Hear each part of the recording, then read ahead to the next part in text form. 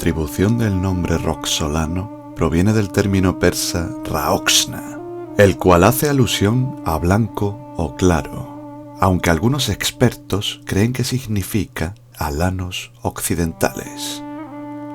Los roxolanos entraron en la escena histórica a sangre y fuego, primero saqueando el territorio del Don y después estableciéndose al norte de los yácigos, otra tribu sármata, en las estepas situadas entre los ríos Dnieper y Don, extendiéndose hacia el interior por el sur de la actual Ucrania. Gracias a los objetos hallados en sus tumbas, se sabe que poseían espadas de hierro, pequeñas puntas de flecha también fabricadas en hierro y carcajes de corteza de abedul. Estas eran las armas de los arqueros montados ligeros. Según antiguas descripciones, practicaban el uso del lazo con sus enemigos en la batalla. Estrabón describe algunas de sus costumbres, que en general eran similares a las de los sármatas. Los llama moradores de carros. Sus tiendas de fieltro estaban sujetas a los carros en los que vivían. Alrededor de los carros estaban los rebaños que les procuraban la leche, el queso y la carne, que les servían de sustento. Seguían a los rebaños, trasladándose a otros lugares donde pudieran pastar. También cuenta que son guerreros más bien que bandidos, aunque van a la guerra solo por los tributos que se les deben. Ceden sus tierras a cualquiera que desee cultivarlas y se contentan con percibir a cambio un moderado tributo. Pero cuando los arrendatarios no pagan, les declaran la guerra. Sus caballos, como los de los escitas, eran muy veloces y difíciles de manejar, por lo cual los castraban. También cazaban ciervos y jabalíes en los pantanos, y onagros y corzos en las estepas. La sociedad de los sármatas roxolanos era jerárquica. Estaba constituida por una aristocracia de guerreros de élite, los argaragantes, mientras que el trabajo duro era realizado por los limigantes o esclavos. Al igual que pasaba con los pueblos escitas, la estructura social era enormemente igualitaria. Las mujeres y los hombres hacían las mismas tareas, cabalgaban, disparaban con arco, empleaban el lazo. Según Heródoto, las mujeres vestían, montaban a caballo y combatían igual que los hombres. La arqueología parece confirmar este hecho, ya que en los enterramientos funerarios femeninos se han encontrado restos de armas, así como esqueletos de niñas con las piernas abombadas, lo que indica que cabalgaban desde muy pequeñas al igual que los infantes varones. El autor Plinio nos habla sobre la costumbre sármata de cubrir sus cuerpos de tatuajes, tanto los hombres como las mujeres, e incluso se menciona que tatuaban a los niños pequeños. Heródoto cuenta que los sármatas eran descendientes de las amazonas y los escitas, y que sus mujeres podían ser vistas cazando frecuentemente a caballo con sus esposos, acudiendo al campo de batalla y llevando la misma ropa que los hombres. Más aún, decía, ninguna mujer se casaba hasta haber matado a un hombre en batalla. Un relato similar lo daba Hipócrates. Sus mujeres, mientras son vírgenes, montan, disparan el arco, lanzan la jabalina mientras cabalgan y luchan con sus enemigos. No entregan su virginidad hasta que han matado a 3 de sus enemigos y no se casan antes de haber realizado los tradicionales ritos sagrados. Una mujer que toma esposo no monta nunca más, salvo que deba hacerlo por una expedición generalizada. Cada tribu sármata tenía su propio rey, el cual acaudillaba y dirigía las fuerzas armadas de su nación, o a los contingentes sármatas que actuaban como mercenarios o aliados en los ejércitos romanos, bosforeños, godos y hunos. Como en todos los pueblos escitas y sármatas, el color rojo estaba reservado para la aristocracia militar. Aristócratas y nobles mandaban sus propias tropas, presumiblemente reclutadas entre el personal a su cargo. Cada uno de esos grupos de seguidores podía desplegarse en el campo de batalla como una unidad táctica separada. A comienzos de los tiempos de los pueblos sármatas, todos los varones capaces de portar armas sirvieron como guerreros cuando era necesario. Desde el siglo IV a.C. existen importantes evidencias arqueológicas de una denominada casta guerrera, en algunas tribus sármatas centradas en los líderes tribales y aristócratas. Las bases de esta sociedad guerrera eran los lazos y juramentos de amistad y lealtad personal, jurados sobre la espada y selladas en un importante ritual que consistía en beber gotas de sangre perteneciente a cada uno de los integrantes mezcladas con vino. Luciano, autor griego del siglo II, indica que cada líder llevaba consigo una serie de jinetes o soldados de infantería y se esperaba que los equipase él mismo. Más adelante, añade que fuerzas de varias miles de personas podrían ser reclutadas de esta manera. Una estructura militar de este tipo no alberga grandes diferencias con la altomedieval europea o, de hecho, con los sistemas militares contemporáneos de los pueblos germánicos y celtas. El tamaño de sus ejércitos variaba desde unos pocos miles a cientos de miles de jinetes. Los estudios sobre el campo parecen indicar que tales cifras corresponden al resultado de armar a todo sármata capaz de empuñar un arma, y no al del ejército en campaña propiamente dicho. Además, reunir un ejército numeroso no era tarea fácil. Como he contado anteriormente, cada tribu sármata tenía su propio rey, y el reclutamiento era laborioso.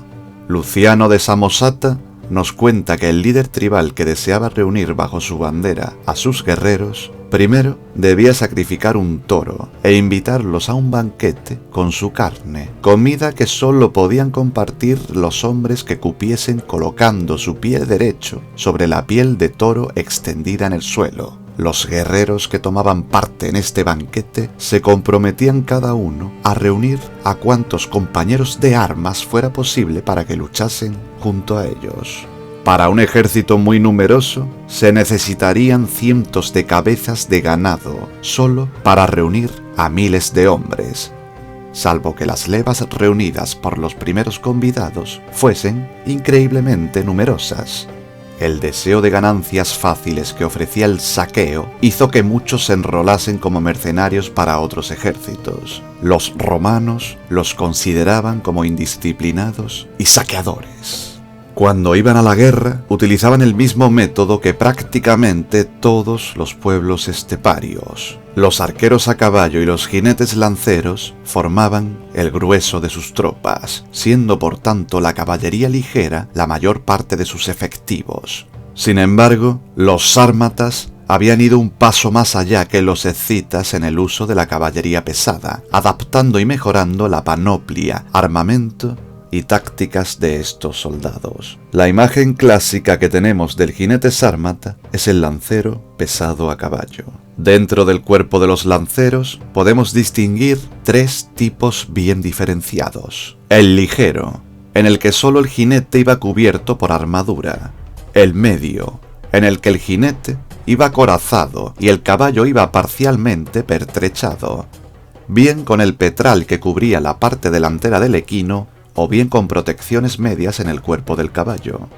Finalmente, el pesado, con un equipamiento muy similar al catafracto parto, en el que tanto jinete como caballo iban completamente protegidos y acorazados, siendo estos mucho más pesados y también poderosos en el campo de batalla. En realidad, el caballero pesado con armadura y lanza ya había hecho su aparición en Asia en el siglo V antes de nuestra era, con los jinetes bactrianos, masagetas y sacas. Aunque parece que a partir del siglo III a.C., los sármatas y otras tribus iranias como los partos empezaron a usar una lanza pesada muy larga, la cual se blandía con ambas manos, llamada contos. Se dice que dicha arma fue desarrollada por los ejércitos de las satrapías orientales del imperio persa aqueménida, que tuvieron que luchar contra Alejandro Magno y sus falangitas, aunque en realidad el contos no daba para tanto, ya que su longitud no era tan grande, Más bien parece ser una adaptación de la larga lanza de caballería que usaban los jinetes compañeros de Alejandro, los Geitaroi. Este tipo de lanza, llamada schistón, fue gradualmente modificada, haciéndola cada vez más larga y gruesa, para aguantar mejor el potente choque de la caballería pesada. Si bien los sármatas usaron mucho tiempo lanzas normales, a partir del siglo I, el contos, manejado con las dos manos, fue el arma principal de la caballería pesada sármata. Es evidente que los sármatas emplearon la armadura del caballo, aunque no en la misma escala que partos y más tarde sasánidas. La ausencia de los estribos no eliminó la necesidad de una silla estable desde la que se pudiera manejar la lanza. La silla de cuernos permitía perfectamente manejar la lanza y la espada larga, sin necesidad de estribos, cansando menos las piernas del jinete y mejorando de esta manera el fluir de la sangre a los pies. Se ha afirmado que las sillas de montar de cuernos fueron un invento celta, pero las nuevas evidencias arqueológicas apuntan fuertemente a un origen procedente de Asia Central, con los pueblos sármatas como los principales agentes de transmisión a Europa occidental. Había, sin embargo, diversas variedades de la silla de montar de cuernos, cada una con su propia historia y origen. El grueso de la caballería pesada sármata llevaba una armadura de cuero con escamas óseas, fabricadas con cuerno y pezuñas de sus propios animales. Este tipo de armadura era más ligera que la típica del catafracto parto, aunque sus cargas también solían ser temerarias siempre, y en algunas ocasiones también devastadoras. Un autor clásico escribió, hablando de un noble de su época, lo siguiente: a pesar de ser sármata, era muy cabal. Y es que los sármatas hacían un uso muy extendido de temerarias cargas frontales. Debido al enorme peso que tenían que soportar los caballos, estas cargas se hacían al trote. Por otro lado, la armadura ligera de escamas parece tener su explicación en los primeros contactos con los hunos, cuyos arcos, más grandes que los de los sármatas, sí podían penetrar armaduras metálicas, lo que hacía de las anteriormente empleadas armaduras pesadas de láminas un peso inútil y engorroso para los jinetes sármatas a lomos de sus caballos.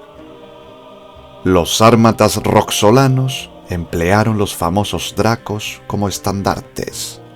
El autor Arriano afirma en sus escritos que el draco con su manga de viento era una invención sármata y señala que la caballería romana lo terminó adoptando. También nos cuenta que sus orígenes se pierden entre las sociedades de arqueros de Asia Central y que su propósito original era probablemente proporcionar la dirección y velocidad del viento para establecer de esta manera un mejor disparo con el arco.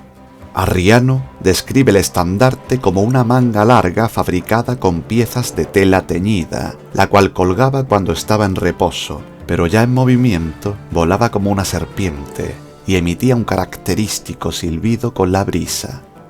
Arriano sugiere que los estandartes deben ser coloridos, añadiendo espectáculo a los desfiles de caballería, y que había uno por cada unidad, ayudando a mantener el orden, tanto en paradas como en las batallas. En poco tiempo, los romanos comenzaron a copiar el estilo del lancero sármata de caballería, y ya durante el reinado de Adriano, en el siglo II después de Cristo, una de las principales variedades de jinetes romanos eran los que llevaban contus y atacaban a la manera de los alanos o los sármatas. Dos nuevos estilos de caballería romana se desprenden de esa época, los catafractari y los contari.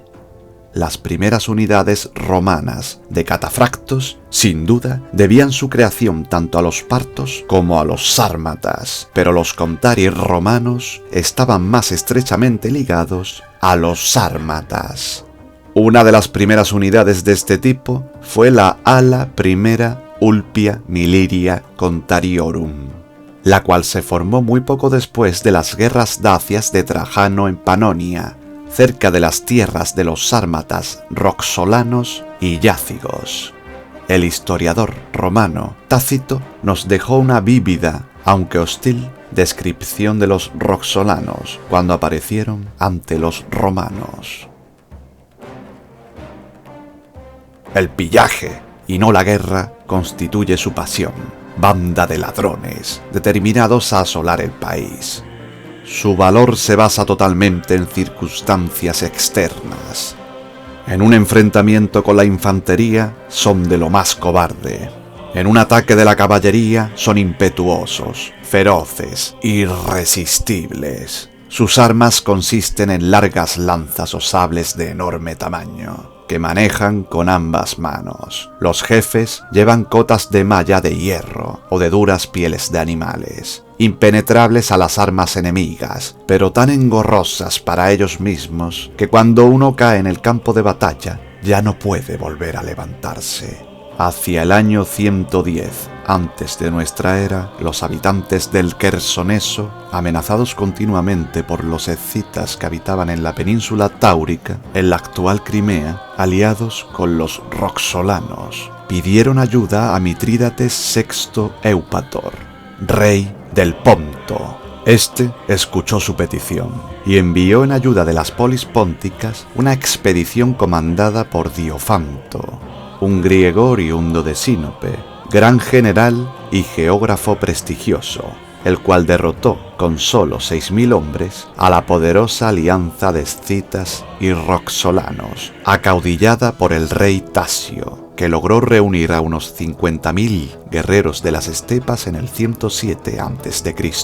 Los nómadas tenían fama de ser muy belicosos, pero portaban armas ligeras y no tenían forma de hacer frente a una falange griega bien dispuesta y liderada. Estos jinetes roxolanos usaban cascos y corazas de piel sin curtir, portaban escudos de mimbre y utilizaban como armas ofensivas lanzas, arcos y espadas. A mediados del siglo I después de Cristo, formaron parte de una migración de tribus esteparias y se trasladaron al oeste del Dnieper. Una buena parte de ellos se establecieron entre este río y el delta del Danubio, expulsando a los sármatas yácigos. Pero la mayor parte de los roxolanos se dirigieron hacia el sur, y hacia el año 62 de nuestra era habían alcanzado las estepas de Baragán, en Dacia, la actual Rumanía meridional. También se establecieron en la zona más allá de los montes Cárpatos y el Danubio. Tan pronto como llegaron al Danubio, intentaron invadir la provincia romana de Mesia, pero fueron rechazados. Tácito nos cuenta que fueron derrotados por las legiones del emperador romano Otón. Aunque fueron rechazados, millares de fugitivos transdanubianos, probablemente dacios, buscaron refugio en la provincia romana de la Dacia, donde se les permitió establecerse. A continuación, y con vuestra venía, procederé a hacer un pequeño parón en la historia y os voy a dar la oportunidad de conocer uno de los dilemas más complicados al que nos enfrentamos los divulgadores de la historia en la ansiada búsqueda y recopilación de fuentes rigurosas y fiables.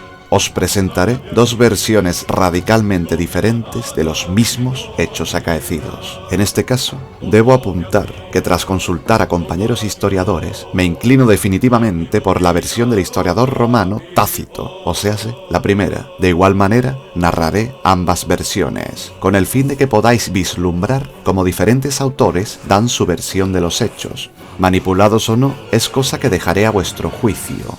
Como todo dato en la historia, nada es exacto ni certero, pues evidentemente no estuvimos presentes. Espero que lo disfrutéis y sobre todo que aprendáis con esta pequeña y personal reflexión. Sin más dilación, prosigo con la narración de los hechos. En febrero, cuando las trompetas entonaron la señal ¡a las armas!, a través de todo el campamento del Danubio de la Legión Tercera Gálica, la nieve todavía no se había derretido en Mesia. La legión, que llevaba menos de un año en su nuevo destino, recibió la orden de ponerse en marcha de inmediato. Liderada por su legado, Fulvio Aurelio, la tercera gálica salió a toda velocidad con la misión de interceptar una fuerza de muchos miles de jinetes sármatas de la tribu de los roxolanos, que habían atravesado el helado Danubio para emprender incursiones en el norte de Mesia.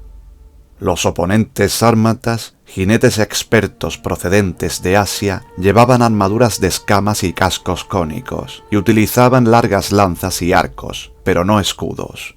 La espada de los sármatas roxolanos era tan larga que se guardaba en una funda sujeta a la espalda, y se sacaba con las dos manos por encima del hombro.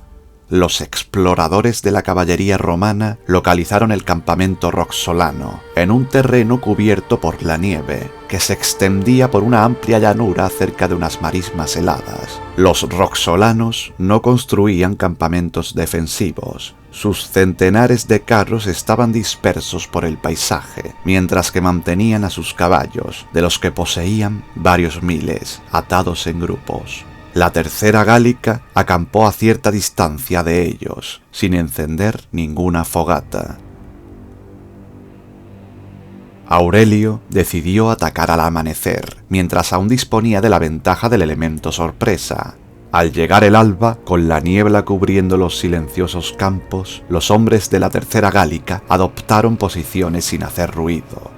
La niebla se había levantado, cuando las trompetas romanas dieron la orden de cargar. Los sármatas, que no apostaban centinelas, estaban totalmente desprevenidos, con la guardia baja. Desesperados, intentaron ponerse las armaduras, ensillar a sus caballos, montar y luchar.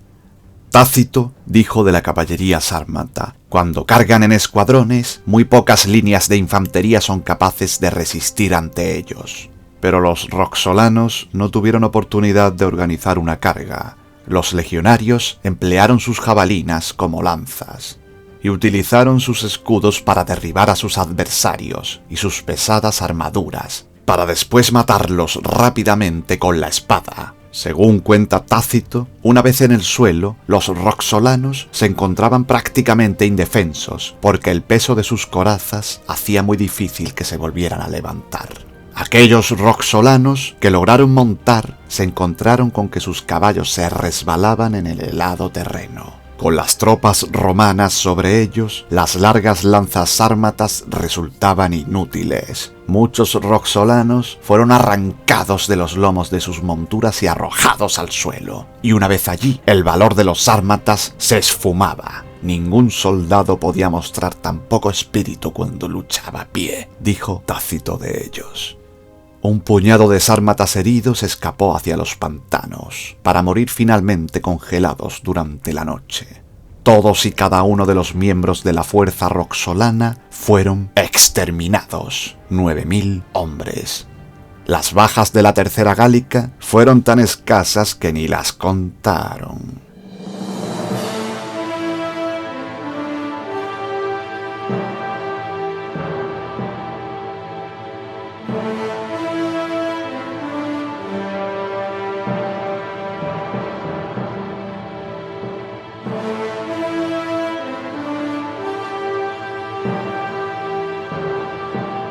En el invierno del año 69, unos 9.000 roxolanos invadieron de nuevo Mesia y aniquilaron a la Legio Tercera Gálica.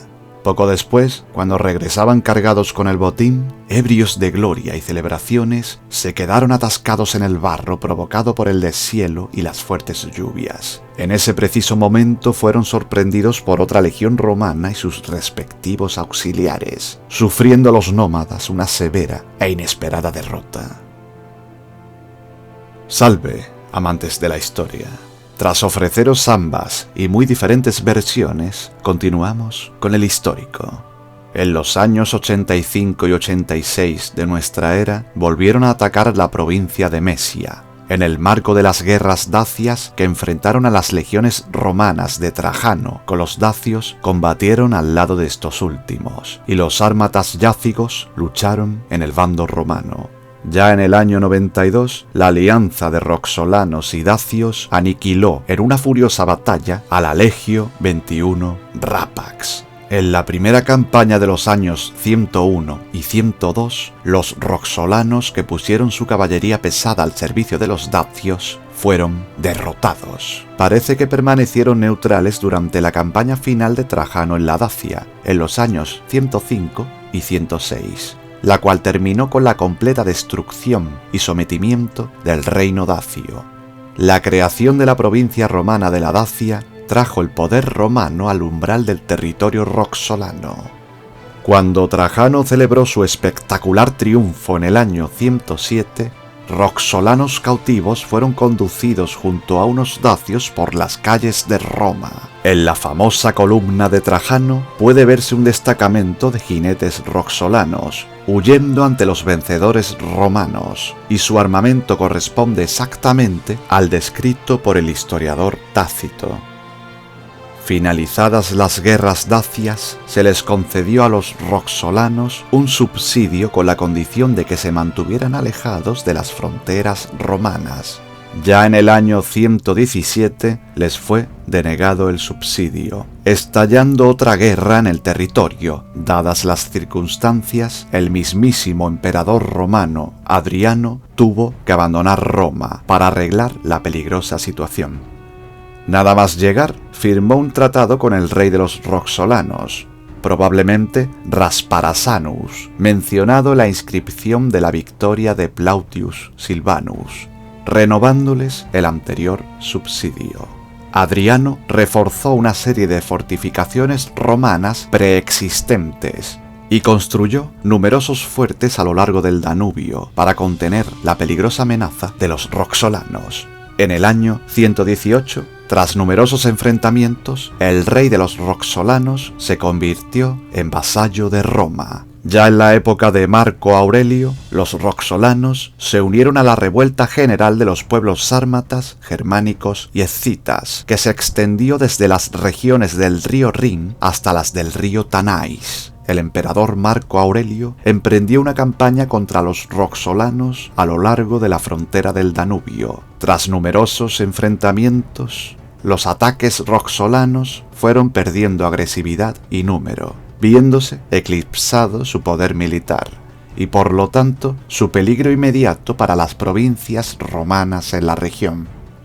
En el año 260, los roxolanos atacaron la provincia romana de Panonia. Poco después, numerosos contingentes de tropas roxolanas entraron al servicio del ejército romano. Los godos arrebataron a los romanos la Dacia en el año 271. Abundan las referencias escritas acerca de incursiones efectuadas durante los siglos III y IV por los sármatas en territorio romano, emprendidas a menudo junto con los godos, pero es bastante dudosa la identidad de las tribus sármatas que tomaron parte en tales ataques. Los guerreros que aparecen representados en el arco de Galerio en la ciudad de Salónica en el año 297 quizá sean roxolanos, aunque también podrían ser alanos.